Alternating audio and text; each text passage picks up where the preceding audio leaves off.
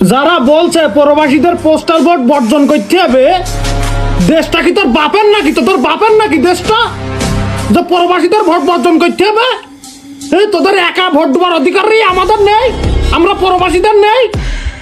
হ্যাঁ, তোদের লাগবে না, তোরা দূরা প্রবাসীদের জন্য বাংলাদেশের অর্থনীতি টিকি রই, আর তাদের অবহেলা করছিস।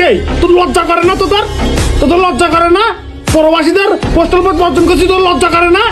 হ্যাঁ, এসব কথা বলতি? ওই দাড়ি পাল্লায় ভোট দেওয়াতে কি চলতি? দাড়ি পাল্লায় ভোট, মানুষ কোনটা ভালো কোনটা খারাপ এটা বোঝে। তোদের ভোট দেবে না কেউ, তোদের ভোট দেবে না, তোদের কথায় কথা না। পোস্টাল ভোট বর্জন করিস আর না করিস তোদের ব্যাপার, ওটা পুরা দূর হ।